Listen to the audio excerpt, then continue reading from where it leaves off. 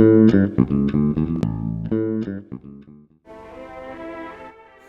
thought this was a nice little simple history of banking as presented in the IBM movies historically.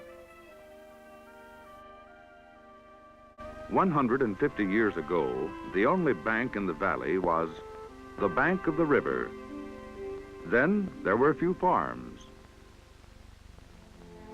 and some commerce on the river.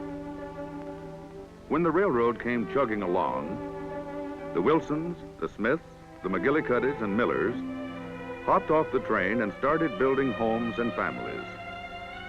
What they actually built was a village, complete with a one-window bank. About that time, in the shed back of their father's blacksmith shop, the Miller boys started building gidgets. The gidgets worked. Worked? I'll say they did. Thomas Edison and Henry Ford couldn't invent a better gidget, so they put hours in all their machines.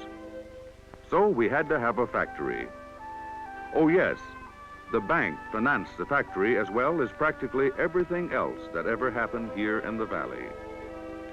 Well, the Miller boys, cousins, and the Kellys, Kroskys, and friends came to work in the factory. Their families grew and prospered. Suddenly, our valley was a city, and the traffic in the bank grew. Paperwork piled up so fast, our bank, figuratively speaking, seemed to bulge. So we opened a branch out in a suburb. Then what do you suppose happened? Our suburb had a suburb. Today, our many-windowed bank has many problems. Because as volume goes up, accuracy tends to go down. Yet, costs rise with volume. Our bank executives want more information, and they want it faster. They need to know the availability of funds every day.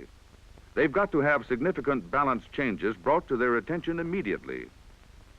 They must know which accounts are profitable and which accounts are unprofitable.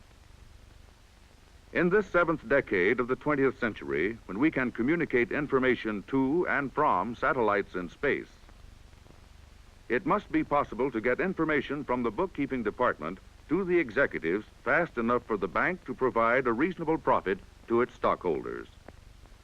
It is not only possible, it is practical. Of course, you know about the machine language adopted by the American Bankers Association. Standard, uniform, magnetic characters that make possible the first industry-wide electronic communications language.